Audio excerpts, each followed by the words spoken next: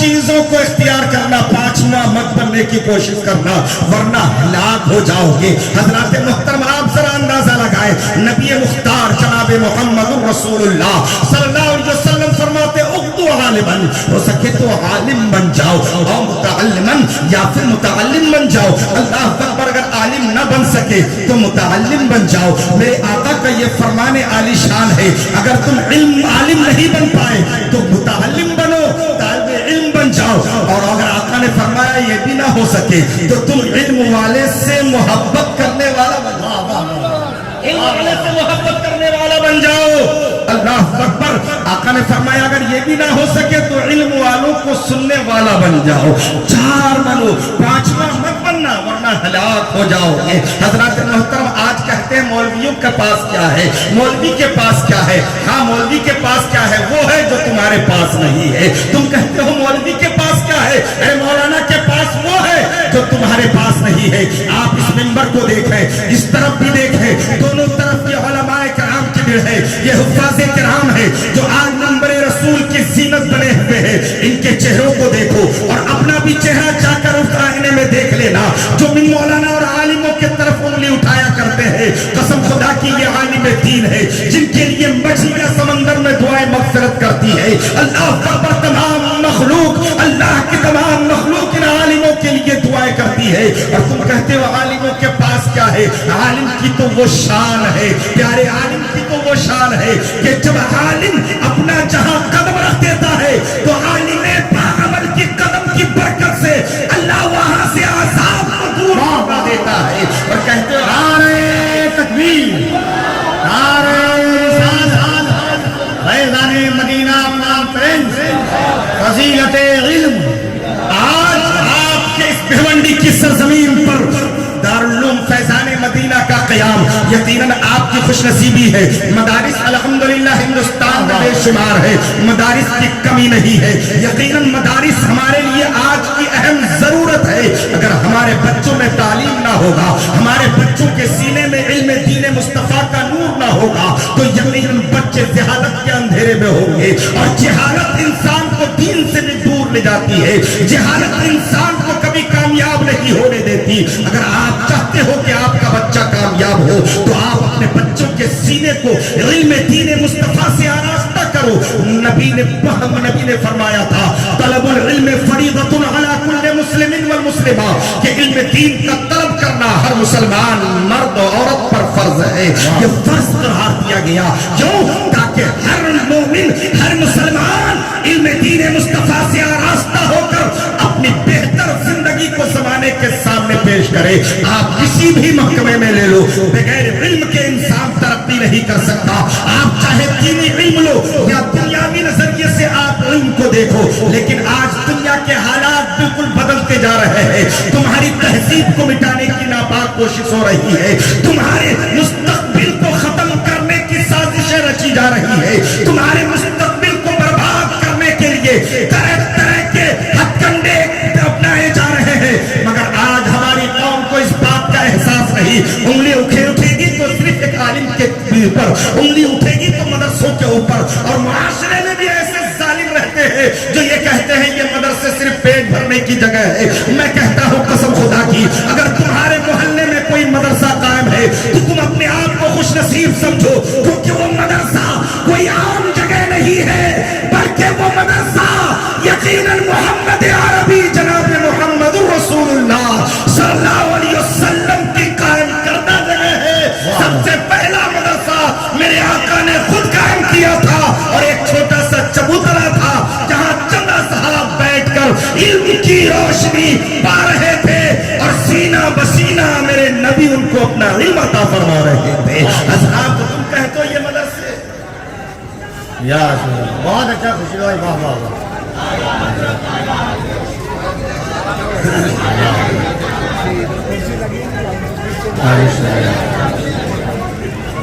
آج حالات پر نظر ڈالیں، پورے ہندوستان کے حالات اس قدر خراب ہو ہوتے جا رہے ہیں، دن بدن حالات خراب تر ہوتے جا رہے ہیں. ہماری بچیاں آج ارتداد کا شکار ہو رہی ہے. ہماری بچیاں اپنے دین کو چھوڑ کر غیروں کے دامن سے وابستہ ہو کر دین و مذہب کو فراموش کرتی ہوئی نظر آ رہی ہے. آخر اس کی وجہ کیا ہے؟ اولین وجہ تو یہ ہے کہ آج ہم نے اپنے بچیوں کے تعلیم کے طرف غور نہیں کیا. کاش ہماری بچیوں کے سینے میں علم دین مصطفیٰ ہوتا، محمد عربی جناب محمد رسول اللہ صلی اللہ علیہ وسلم کی محبت ہوتی، کنیز فاطمہ بننے کا جذبہ ہوتا، تو قسم خدا کی کوئی بھی بچی کسی غیر کے طرف نگاہ اٹھا کر نہ دیکھتی. آج ہم نے اپنے بچیوں کو کھلی آزادی دے دی. ہمارے بچیوں کے ہاتھ میں موبائل اور کھلی آزادی، کالجوں میں جانا، کوچنگ سینٹروں میں جانا، اس کی مکمل آزادی دے کر ہم نے اپنی بچیوں پر ظلم کیا ہے، ظلم کیا ہے. اے پیغمبر اعظم کے دیوانوں سنو، میں تعلیم کا مخالف نہیں ہوں، تعلیم دو، مگر قسم خدا کی وہ تعلیم جو تمہارے بچوں اور بچیوں کو دین سے دور کر دے. مفتی صاحب بیٹھے ہیں، پوچھے وہ تعلیم حاصل کرنا ہرگز جائز ہے؟ وہ تعلیم جو تمہارے بچوں کو اور بچیوں کو دین سے دور کر دے، وہ تعلیم حاصل کرنا جائز نہیں. ہاں، اپنے بچوں کو ابتدائی تعلیم دو، پہلے اپنے بچوں کو عاشق رسول بناؤ پیارے. آج اسکول اور کالجز میں کیا ہوتا ہے؟ آپ نظر اٹھا کر دیکھیں، بچہ ہمارا 3 سال کا ہوتا ہے، اگر ہمارے پاس دولت ہے تو ہم نظر اٹھا کر دیکھتے ہیں کہ ہماری بھیونڈی کی سرزمین پر کون سا اسکول سب سے اچھا ہے، کون سا انگلش میڈیم سب سے اچھا ہے، جس میں سب سے اچھی تعلیم ہو رہی ہو. ہم اپنے بچے کا ایڈمیشن اس میں کریں گے. 3 سال کا بچہ جب آپ کا اس اسکول میں ایڈمیشن لے کر جانا آنا شروع کرتا ہے تو کتابیں پیٹھ پر ہوتی ہے اور بچہ اس انگلش میڈیم میں جاتا ہے. اس بچے کو بسم اللہ نہیں پڑھایا جاتا، اس بچے کو یہ نہیں بتایا جاتا کہ خدا وحدہ لا شریک ہے، بلکہ کھڑا کر دیا جاتا ہے. اور آج ہندوستان کے حالات تو اس قدر خراب ہے کہ لوگ اپنے ہمارے بچوں کو وہاں نہ دھرم دیکھا جاتا ہے، نہ مذہب دیکھا جاتا ہے، سب کو ایک ہی صف میں کھڑا کر کے سوریہ نمسکار کرنے کا حکم دیا جاتا ہے اور یہ تاثر دیا جاتا ہے کہ یہ سورج پوجنے کے قابل ہے، یہ دھرتی بھی پوجنے کے قابل ہے، اور نہ جانے کتنے خداؤں کا تصور دیا جاتا ہے. اب آپ ذرا سنجیدگی سے اس بات کو اپنے ذہن میں لینا پیارے کہ ایک چھوٹا سا بچہ جس کی عمر ابھی 3 یا 4 سال کی ہے، جب وہ سورج کے سامنے ہاتھ جوڑ کر کھڑا ہوگا تو اس کے ذہن میں کیا بات آئے گی؟ یہی آئے گی کہ شاید یہی بھی خدا ہے، یہ بھی پوجا جاتا ہے.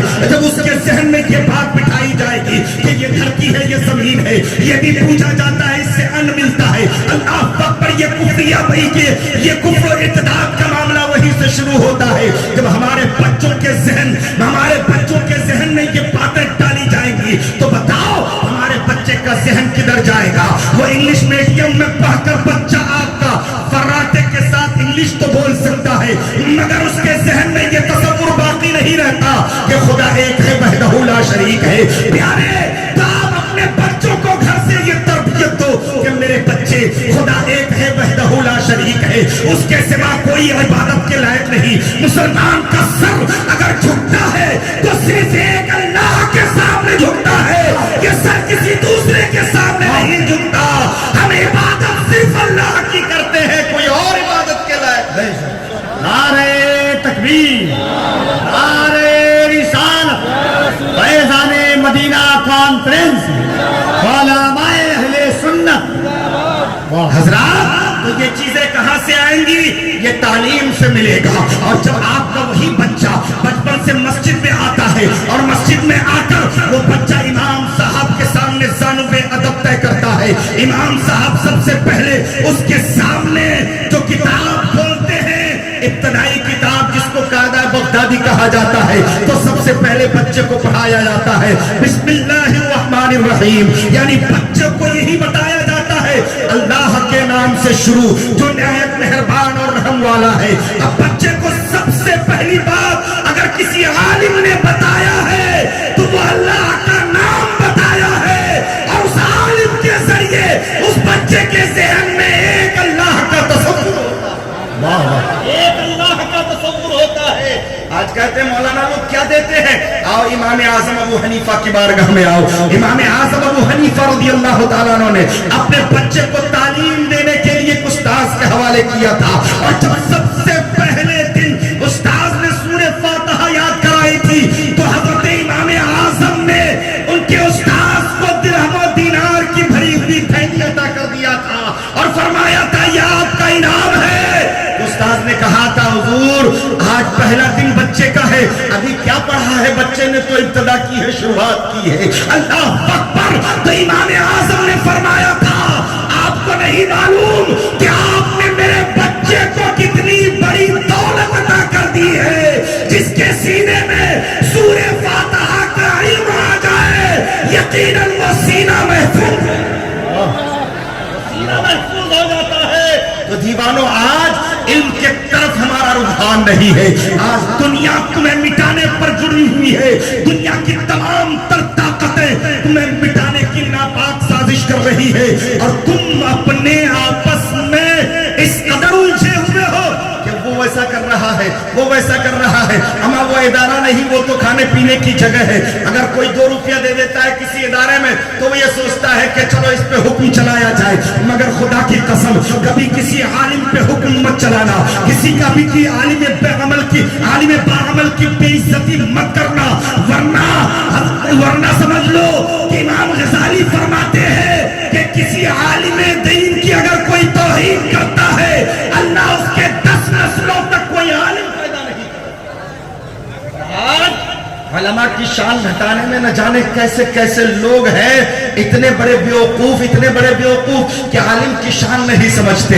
یقیناً عالم کی شان بہت بلند ہے, عالم کی شان بہت اونچی ہے, اللہ نے ان کا مقام اونچا کیا ہے. اور یہ جو طلباء ہوتے ہیں نا جو علم دین حاصل کرنے کے لیے دوروں دراز سے آپ کے شہر میں آتے ہیں, یہ یوں ہی نہیں آتے ہیں بلکہ مصطفیٰ کے فرمان پر عمل کرتے ہوئے آتے ہیں. مصطفیٰ کریم جناب محمد رسول اللہ صلی اللہ تعالیٰ علیہ وسلم ارشاد فرماتے ہیں اطلب العلم لو کان بالصین, کہ علم دین حاصل کرو اگرچہ تجھے ملک چین جانا پڑے. حضرات میرے نبی نے یہ کیوں فرمایا تھا؟ آج تو نئی ٹیکنالوجی اور دنیا نے ترقی کی ہے تو ہم بڑی تیز رفتار سواری حاصل کر کے ایک شہر سے دوسرے شہر پہنچ جاتے ہیں, لیکن وہ زمانہ تھا پیدل کا زمانہ تھا. دور دراز سفر کرنے کے لیے میرے نبی نے حکم دیا کہ علم دین کے لیے سفر کرو. علم دین حاصل کرنے کے لیے اگر تجھے دور جانا پڑے تو تم کمر ہمت کو باندھ لو اور اس سے تم پیچھے مت ہٹنا, کیونکہ یہ میری وراثت ہے, تجھے جہاں سے حاصل ہو اس کو حاصل کرنا. ایک شخص آیا حضرت فاروق اعظم کے پاس مدینہ شریف میں, حضرت فاروق اعظم تشریف فرما ہے. وہ شخص حاضر ہوا, حضرت فاروق اعظم نے فرمایا کہاں سے آ رہے ہیں؟ کہا ملک شام سے چل کر آ رہا ہوں. کہا کس لیے آپ آئے ہیں؟ اس نے کہا میں دعائے قنوت سیکھنے کے لیے آیا. ملک شام سے چل کر مدینہ دعائے قنوت سیکھنے کے لیے. اللہ اکبر. حضرت عمر فاروق کی آنکھوں میں آنسو آ گئے, یہ مسرت کے آنسو تھے, یہ خوشی کے آنسو تھے. فرماتے ہیں شخص یقیناً اللہ تجھ پر جہنم کو حرام کر دے گا اور جہنم کی آگ تجھے چھو بھی نہ سکے گی, اس لیے کہ تو نے مصطفیٰ کے دین کے خاطر اتنا لمبا آپ سمجھو. مدارس کے طلباء کی اہمیت کو سمجھو. آپ یہ سمجھتے ہو کہ طالب علم ہے یہ فقیروں والی زندگی گزارتے ہیں, ان مولانا لوگوں کے پاس کیا ہے؟ یقیناً وہ کچھ ہے ان مولانا لوگوں کے پاس جو تمہارے پاس نہیں ہے. ترقی اس کا نام نہیں کہ تم نے بڑی بلڈنگ بنا لی, ترقی اس کا نام نہیں کہ تم نے کاروبار اچھا کر لیا, ترقی اس کا نام نہیں کہ تم بڑے دولت مند ہو گئے, ترقی اس کا نام نہیں کہ پراپرٹیز تمہارے پاس بہت ہو گئی ہے, ترقی اس کا نام نہیں کہ تم نے کوئی عہدہ حاصل کر لیا, ترقی اس کا نام نہیں ہے کہ تم نے معاشرے میں عزت حاصل کر لی, بلکہ قوم جب ترقی کرتی ہے جب اس کے پاس علم کی دولت ہوتی ہے, وہ علم دین مصطفیٰ سے آراستہ ہوتا ہے. تو دیوانوں علم حاصل کرو, علم حاصل کرو, علم حاصل کرنے کا جذبہ اپنے اندر پیدا کرو. یہ ضروری نہیں ہے کہ بچپن سے ہی علم حاصل کیا جائے. نبی نے فرمایا نہ ہو سکے تو عالم بن جاؤ, اور اگر یہ بھی نہیں ہو تو عالم मुतअल्लिम बन जाओ, यानी तालिब इल्म बन जाओ, एक आलिम से जुड़े रहो, एक आलिम बामल की सोहबत को इख्तियार करो, रोजाना एक एक मसले की तफहीम तफहीम कर लिया करो, एक एक मसला याद कर लिया करो, जो थोड़ी थोड़ी चीजें आप हासिल कर लिया करो, आप धीरे धीरे यकीनन जानने वाले हो जाएंगे। और अगर आपके लिए ये भी वक्त नहीं है तो एक आलिम से मोहब्बत करने वाला बन जाओ, एक आलिम से मोहब्बत करने वाला बन जाओ। यकीन जानो एक आलिम बामल की मोहब्बत तुम्हें यहाँ भी बाइज्जत करेगी और दुनिया से जाने के बाद सुभान अल्लाह। आलिम से मोहब्बत करो। ये तलबा जो मदारिस में पढ़ते हैं इनका मकाम तुम नीचा मत हाथना, इनका मकाम और इनका मर्तबा तो वो है प्यारे कि जब ये चलते हैं तो फरिश्ते इनके पैरों के नीचे पर बिछाया करते हैं। ये कोई आम नहीं बल्कि ये मेहमान रसूल है। इनकी जितनी कदर कर लो कसम खुदा की तुम्हारी दुनिया भी संवर जाएगी और आखिरत भी अल्लाह तुम्हारी संवार देगा। तालिब इल्म की अहमियत को समझो, तालिब इल्म से मोहब्बत करो, ये मेहमान रसूल है, इनसे मोहब्बत करो और इनके अखराजात की जिम्मेदारी उठाओ। अगर अल्लाह ने तौफीक दी है तो किसी मदरसे में जाकर तलबास की मोहब्बत को पेश करो और जो गरीब व नादर तलबा हैं उनकी मदद करो, उनको किताबें खरीद कर दो, उनके लिए ड्रेस का इंतजाम करो, उनके लिए तालीम का इंतजाम करो। अगर आप अपनी जिंदगी में अपनी औलाद को पढ़ा ना सके, आपकी औलाद तालीम हासिल ना कर सकी तो कम से कम जाने से पहले इतना तो कर सकते हो, किसी एक मेहमान रसूल को गोद ले लो, एक मदरसे में जाओ और कहो कोई एक बच्चा मुझे दे दो जिसको मैं गोद लेना चाहता हूँ, जो बच्चा गरीब हो, जिसके घर से तंग हालात हो, वो मुझे दे दो, मैं उसकी किफालत की जिम्मेदारी लूंगा। कसम खुदा की अगर ये जिम्मेदारी आपने उठा ली, किसी भी मदरसे के किसी तालिबे इल्म को आपने अपनी जाती रकम से पढ़ाया तो वो आपके लिए सदक़े जारिया होगा। आप चले जाओगे दुनिया से मगर अल्लाह उसका बदला आपको कब्र में देगा। आप चले जाओगे लेकिन अल्लाह उसका बदला तुम्हें कब्र में भी अता फरमाएगा। हजरत गुलाम चिश्ती साहब बड़ी मेहनत कर रहे हैं और ये जलसा उन्होंने बड़ी मेहनत से सजाया है। यकीनन वो काबिल सताइश है, काबिल तारीफ है। मैं दुआ करता हूँ मौला उनकी मेहनत को कबूल फरमाए और ये आपकी भीड़ और आपका यहाँ आना यकीनन इस बात की सबूत है कि आपके अंदर दीनदारी है, मगर उस दीनदारी को बरोए कार लाना, उस दीनदारी में खुलकर आना है, उस दीनदारी को खुलकर इख्तियार करना है। और अल्हम्दुलिल्लाह जैसा कि मुफ्ती मुबश्शिर साहब किबला काजी शहर भिवंडी अभी फरमा रहे थे कि भिवंडी की सरजमीन पर यकीनन दीन से लोगों को बहुत ज्यादा मोहब्बत है और लोगों का रुझान दीन की तरफ बहुत ज्यादा है। मुझे सुनकर ये बात बहुत खुशी हुई।